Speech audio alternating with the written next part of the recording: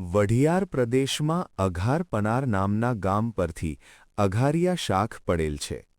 આ શાખમાં ભારમલ ભટવાજી દાદા થઈ ગયા.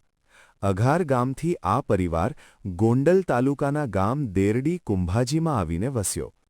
દેરડી ગામમાં અઘારિયા પરિવારમાં દેવી ભક્ત શામળા દાદા થઈ ગયા.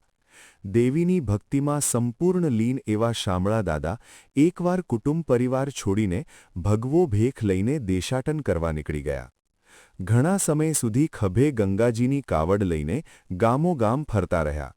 માતાજીના કાળેરા રાગ ગાતા અને માતાજીના નામની જ્યોત જગાવતા રહ્યા. સમય જતાં દેરડી ગામમાં અઘારિયા પરિવારે દેવીને મુઠ્ઠી કણુકો દેવા અને માતાનો જગન કરવાનો નક્કી કર્યો. નાતીલાઓ અને સગાવાલાઓને વાયક મોકલવામાં આવ્યા. માતાના માંડવામાં નાત કરિયાત ઉમટી પડી. આનંદની ઘડીમાં કરિયાત અને નાતીલાઓ દેવોને 16 ગુજરમ કરતા રહ્યા. કાળેરા રાગ, ડમ્મર ડાકલા અને ઝાંઝના તાલમાં ભૂવાઓ ધૂણતા થયા. કરિયાત અને નાતીલાઓ ઝીલણિયાના સુરતાલમાં જુદી જુદી રમતો રમતા, નાચતા કૂદતા રહ્યા.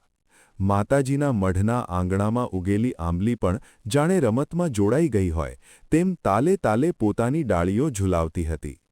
આવા ભવ્ય ભક્તિમય વાતાવરણ વચ્ચે ધૂણતા ધૂણતા ભૂવાએ અચાનક બોલ કાઢ્યો, "સાંભળો, સાંભળો મારી કરિયાત, સાંભળો મારી નાતો.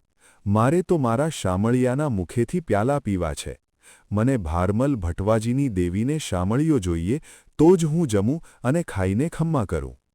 ભૂવાના મુખેથી આવા બોલ સાંભળતા જ આનંદ અને ઉલ્લાસના વાતાવરણમાં જાણે શાંત પડછાયો આવી ગયો.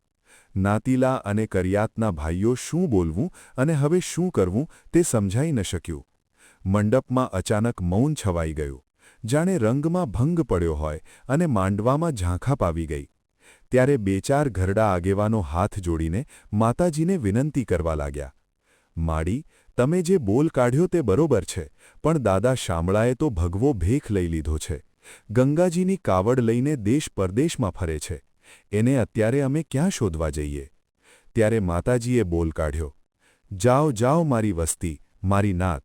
આમ સૂરજ ઉગે અને જો દેરડીની જગત ઉપર હું શામળિયાને લઈ આવું તો મને માનજો કે આ સમયે હું દેવી બોલતી." સૂરજદાદાની સવારી આવી. પ્રગટ ફાટ્યું, મોસાળું થવા લાગ્યું. એ જ સમયે દેરડીમાં માતાનો મંડપ રચાયેલો હતો. ત્યાં એક જટાજોગી આવીને ઊભો રહ્યો. સૂપડા જેવી દાઢી, ભગવો ભેખ અને ખભે કાવડ.